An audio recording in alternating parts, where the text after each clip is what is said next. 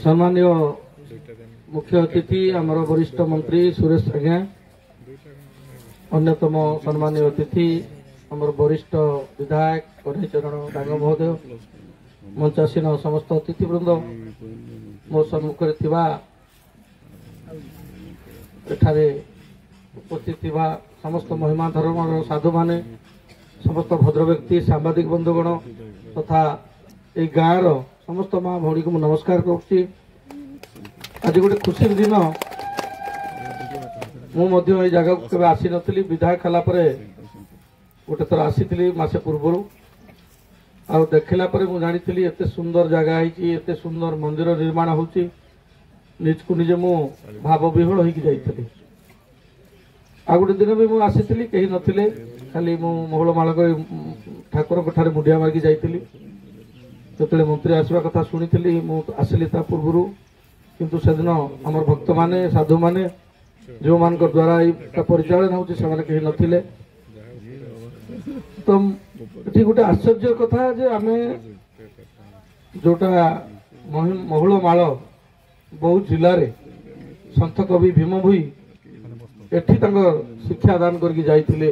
मत सुरेश आज्ञा कहते से कहे आपन को बहुत जिला को भीम भोई आसी पिला दिन रही शिक्षा लाभ करके जाइथिले।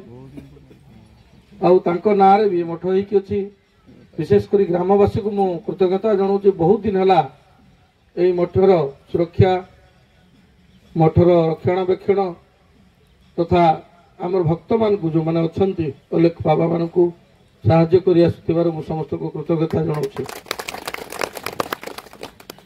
आम सरकार स्वाधीनतार 77 वर्ष पर प्रथम थर कर ओडिशा रे आसी डबल इंजिन सरकार। आपण माने जो आशा भरसा नहीं भोट देते, निश्चित भाव में ये अंचल विकास हम।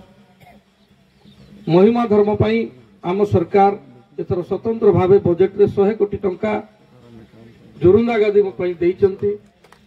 आगामी दिन में विभिन्न अंचल ओडिशार विभिन्न अंचल जो मठ मंदिर अच्छी, बकलधारी बाबा माने जोटी अछंती महिमार प्रचार प्रसार पाई सनातन धर्मर ये गोटे निश्चित भाव में अलेख धर्म गोटे अंश। तेणु आमे नरेंद्र मोदी आमर यशस्वी प्रधानमंत्री महिमा धर्मर प्रसार पाई अनेक योजना करिसंती। आमर मुख्यमंत्री माननीय मुख्यमंत्री श्रीयुक्त मोहन माझी विशेषकर जगन्नाथ संस्कृति जगन्नाथ मंदिर पर तो कर्पस फंड देइचंती, अन्य योजना करिसंती, किंतु पूर्व सरकार कथा दई काम करि नथिले।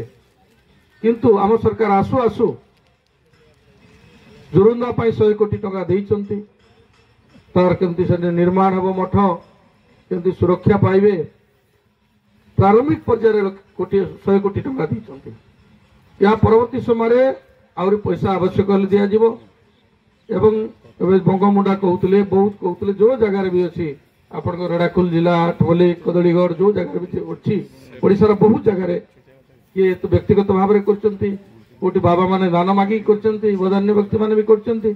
सरकार महिमा धर्म प्रचार प्रसार निश्चित भाव में बलिष्ठ पदक्षेप नहीं आरंभ दिन प्रचेषा जारी रखिंट। तेणु मुझर माननीय मुख्यमंत्री को धन्यवाद दूची। मुझे आसी एठारे बाबा मत कही आपण माने यज्ञ टी साहाय्य करेंगे व्यक्तिगत भाव में, एवं मंदिर जेहेतु निर्माण कर पैसार आवश्यकता अच्छी, से आसु आसु मोर ग्रांट रु 5 लाख टंका देवार व्यवस्था करी।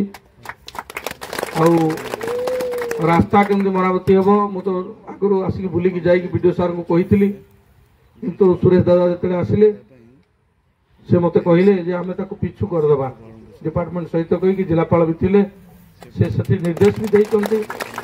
आम ये जगह को जेहेतु ये गोटे पर्यटन स्थली करूँ, आमर यथासंभव एठारे आम थिबा पर्यंत आम सरकार थिबा पर्यंत तार प्रचार प्रसार सुरक्षा पाई आम निश्चित भाव में जहाँ संभव खाली रास्ता नुहे अन्य कार्यक्रम भी नेबू। से ये अंचल को समस्त भक्तवृंद को ए गाँ को गाँव समस्त जनसाधारण को तथा परिचालना कमिटी को मु अनुरोध करुच्ची आपण माने आम सांगे सामिल होंतु। मु आपण मान सांगे अच्छी जेहेतु विधायक हिसाब से आप मत जितई निश्चित भाव में मु এই মঠর বিকাশ অঞ্চলের বিকাশ চেষ্টা করিবি। आउ विशेष किसी कहू नहीं, समय बहुत हो गलानी। समस्त को मोर नमस्कार। जय जगन्नाथ। जगत भगत रक्षा कर महामहिमा ब्रह्मानंदं परम सुखदं केवलं ज्ञान मूर्ति द्वंद्वातीतं गगन सदृशं तत्त्वमस्यादिलक्ष्यं एकं नित्यं विमलमचलं सर्वदा साक्षिभूतं भावातीतं त्रिगुणरहितं सद्गुरुतं नमामि। नित्यं शुद्धं निराभासं निराकारं निरञ्जनं नित्यबोधचिदानन्द गुरुब्रह्म नमाम्यहं। गुरुब्रह्म महामहिमा श्रीनिवासी दयाकर महामहिमा लेख विश्व शांति ब्रह्मयज्ञ महिमा बाललीला तथा नवनिर्मित ध्वनि मंदिर उद्घाटन उत्सव समय प्रदान करी आमर यही महिमा विकास परिषद को आसी आमको उत्साहित करिथवारु मु तांको धन्यवाद जनाउछि। गुरुब्रह्म महिमा महिमा धर्मर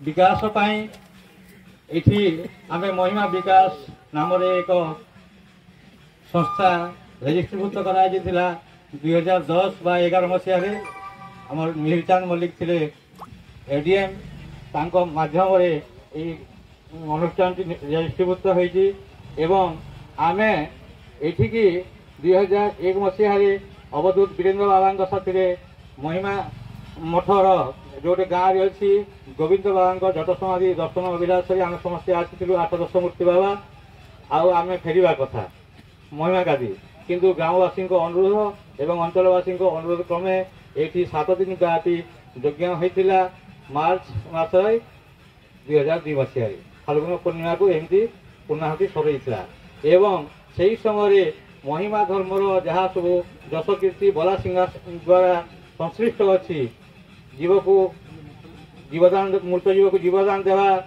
महिमा स्वामी निर्देश आद्य सिद्ध गोविंद बाबा महाराजा को बौद्ध राजा को व्याघ्र रूपे दर्शन देवा एवं तांको आशीर्वाद रु तांको पुत्र प्राप्ति हेवा एवं महानदी शिशु रूप भासी भासी आसी माँ मान पाखु भिक्षा ग्रहण करवा एठारू महिमा स्वामी एवं गोविंद बाबा कांकण पड़ा जाई भीम भई को कविता शक्ति प्रदान करवा इत्यादि अनेक अलौकिक घटना आज लोकों मध्य उज्जीवित हो रही। यही सब घटनार संपूर्ण व्याख्या करी महिमा सन्यासी वृंद विभिन्न प्रकार प्रवचन माध्यम जनता को जनइले से समय ग्रामवासी पाखर गोटे प्रश्न आसला जे एते सब घटना पूर्व काल आम अंचल होता अथच आम ये आश्रम मठर कहीं विकास हो पारना ये अवधूत वीरेन्द्र बाबा गोटे कथा कहते देखु महिमा धर्मर साहू महोदय मैं बर्तमान अनुरोध करी अध्यापक दिव्यरंजन त्रिपाठी महोदय को से अतिथि मानकर परिचय प्रदान करने समय स्वल्प दृष्टि खूब कम समय मध्य आम सभा कार्य शेष हम से अनुरोध करी समस्त वक्ता संक्षेप वक्तव्य रखिए अनुरोध करी दिव्य शंकर त्रिपाठी महोदय को से अतिथि मान परिचय प्रदान करने श्रीयुक्त त्रिपाठी महोदय।